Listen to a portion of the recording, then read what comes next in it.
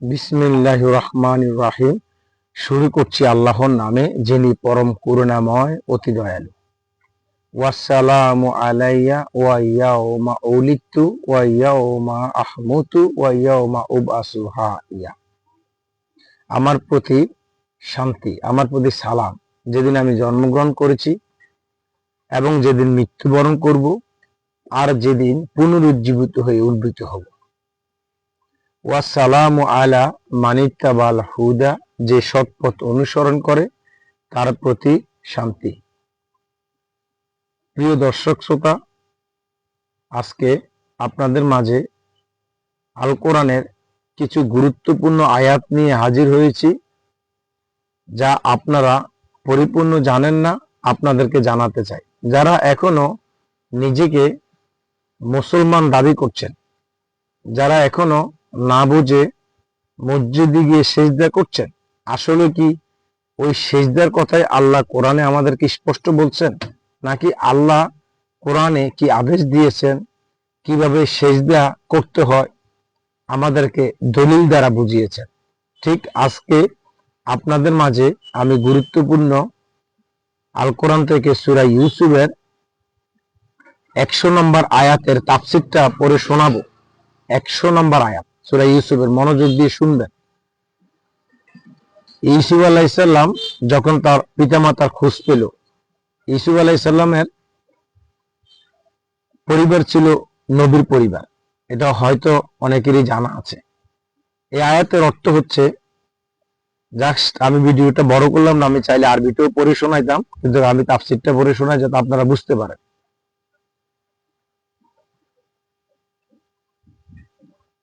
এবং তিনি পিতামাতাকে সিংহাসনের উপর বসালেন এবং তার সবাই তার সামনে সেজদা বানাত হলো। যে সেজদা আমাদেরকে বোঝানো হচ্ছে সূরা ইউসুফের 100 নম্বর আয়াত, আপনি যদি পরিপূর্ণ তাফসীর অর্থ বুঝে পড়েন, বুঝবেন সেজদা কাকে বুঝাইছেন। সূরা ইউসুফের এই সেজদা আল্লাহ আমাদেরকে এমন ভাবে আয়াত নাজিল করে ইউসুফ আলাইহিস সালামকে দিয়ে বুঝাইছেন যে তার পিতামাতাকে সে সেজদা করলো, তার পিতামাতাও তাকে সেজদা করলো। এই সেজদার অর্থ কি?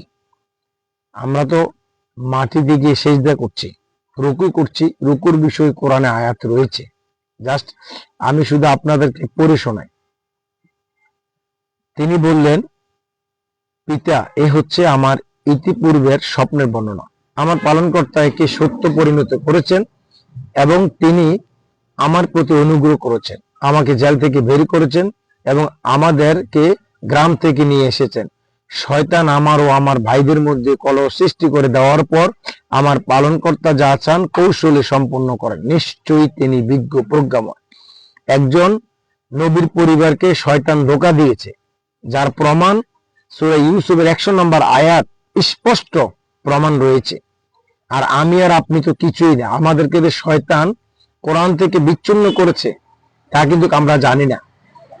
নবীর বংশধর, নবীর পরিবারকে যদি শয়তান ধোঁকা দিতে পারে, অথচ আমার আর আপনাকে তো বহুত আগে শয়তান গর্তে ভরে রেখেছে, আমরা জানি না। সূরা ইউসুফের 101 নম্বর আয়াত দেখেন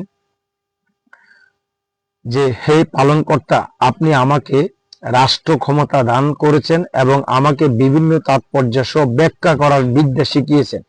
স্বপ্নের ব্যাখ্যা একমাত্র নবীদের মধ্যে ইউসুফ আলাইহিস সালাম করছেন, ওনাকে আল্লাহ সৎ ক্ষমতা দিয়েছেন, স্বপ্নের ব্যাখ্যা উনি করত। হে নবমণ্ডল ও ভ্রুমণ্ডলের স্রষ্টা, আপনি আমার কার্যনির্বাহী ইহকাল ও পরকালের, আমাকে ইসলামের উপর মৃত্যু দান করুন এবং আমাকে স্বজনদের সাথে মিলিত করুন। ইউসুফ আলাইহিস সালাম আল্লাহর কাছে প্রার্থনা করলেন। বিসমিল্লাহির রহমানির রহিম, শুরু করছে আল্লাহর নামে, যিনি পরম করুণাময় অতি দয়ালু। ফাতিরুস সামাওয়াতি ওয়াল আরদি আনতা ওয়ালিহি ফিদ দুনিয়া ওয়াল আখিরাতি তাওয়াফানি মুসলিমান ওয়াল হিকনি বিস সালিহিন। এ হলো কোরআনের তাফসীর, কোরআনের দোয়া। কোরআনের দোয়ার মধ্যে কত স্পষ্ট হয়েছে, কি আয়াতের অর্থ কত সুন্দর। হে নবমণ্ডল ও ভ্রুমণ্ডলের স্রষ্টা, হে আসমানের জমিনের মালিক, আপনি আমার ইহকাল ও পরকালের অভিভাবক, আমাকে ইসলামের উপর মৃত্যু দিন এবং আমাকে সৎকর্মশীল স্বজনদের অন্তর্ভুক্ত করুন।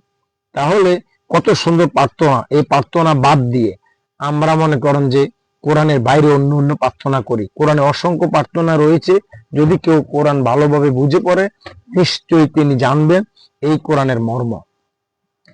পরের আয়াতে আবার বললেন যালিকা মিন আম্বাইল গায়বি নুহি ইলাইকা ওয়া মা কুনতা লাদাহিম ইজ আজমা ও আমরাহুম ওয়া হুম ইয়ামকুরুন। এগুলো অদৃশ্যের খবর আমি আপনার কাছে প্রেরণ করি, আপনি তাদের কাছে ছিলেন না যখন তার ছবি ও কাজ সাব্যস্ত করেছিল এবং চক্রান্ত করেছিল। 3 নম্বর আয়াতে স্পষ্ট বলছেন ওয়া মাখসারুন নাসি ওয়ালা হারাস্তা বিমুমিনিন, আপনি যতই চান অধিকাংশ লোক কিন্তু বিশ্বাসীকারী নয়। আবার বলছেন ওয়া মা তাসআলুহুম আলাইহি মিন আজরিন ইন হুয়া ইল্লা যিকরুল লিল আলামিন, আপনি এর জন্য তাদের কাছে কোনো বিনিময় চান না। দেখেন আল্লাহর নবীদেরকে আল্লাহ কিভাবে আয়াত নাজিল করলে সাক্ষী দিয়েছেন আল্লাহ যে আপনি এর জন্য তাদের কাছে কোনো বিনিময় চান না। এটা তো সারা বিশ্বের জন্য উপদেশ, ভয়ের কিছু নয়, এটা বুঝতে হবে, ভয় নয়, এটা সারা পৃথিবীর জন্য এই কোরআন এসেছে। এই জন্য আল্লাহ বলছেন ইন্নাহু লা কোরআনুন কারীম, নিশ্চয় এটা সম্মানিত কোরআন। 5 নম্বর আয়াতে বলছেন ওয়া কাআইন মিন আয়াতিন ফিস সামাওয়াতি ওয়াল আরদি ইয়ামুরুনা আলাইহা ওয়া হুম আনহা মুহরিদুন, অনেক নির্দেশন রয়েছে নবমণ্ডল ও ভূমণ্ডলে। যারা নবমণ্ডল ভূমণ্ডল বোঝেন না তারা বুঝবেন অনেক নির্দেশন রয়েছে আসমান ও জমিনে যেগুলোর উপর দিয়ে তারা পথ অতিক্রম করে এবং তারা এসবের দিকে মনোনিবেশন করে না। মনোনিবেশন হচ্ছে তারা ফিরেও তাকায় না, তারা খোঁজে না আল্লাহর আদেশ কি ছিল। আল্লাহ নিজে এখানে দুঃখ প্রকাশ করছেন অনেক নির্দেশন রয়েছে নবমণ্ডল ও ভূমণ্ডলে যেগুলোর উপর দিয়ে তারা পথ অতিক্রম করে, আল্লাহর আদেশের উপর দিয়ে পথ অতিক্রম করে, অথচ তারা কোরআনের আয়াতের দিকে মনোনিবেশন করে না। এটা বুঝেছেন আল্লাহ। পরের আয়াতে বলছেন ওয়া মা ইউমিনু আকসারুহুম বিল্লাহি ইল্লা ওয়া হুম মুশরিকুন, অনেক মানুষ আল্লাহর প্রতি বিশ্বাস স্থাপন করে কিন্তু সাথে সাথে শিরকও করে, শিরক অবস্থা ইবাদত করে। এই আয়াতের তাফসীর অর্থ প্রত্যেকটা মানুষ বুঝে পড়া উচিত, কারণ যদি আপনি নিজেকে মুসলমান দাবি করেন নিশ্চিত আপনি কোরআনের আয়াত ব্যতীত কোনোভাবেই মুসলিম হতে পারবেন না। আমি শুধু আপনাদেরকে বোঝানোর জন্যই বললাম, এমন আয়াতগুলো পড়লাম যাতে আপনারা বুঝতে পারেন। সূরা ইউসুফের 100 নম্বর আয়াত থেকে অন্তত 110 নম্বর আয়াতটা ভালোভাবে বুঝে পড়েন, দেখবেন মুসলিম কাকে বলছেন, সেজদা কাকে বলছেন, সেজদা কাকে দিতে বলছেন, সমস্ত কিছু আপনি পেয়ে যাবেন।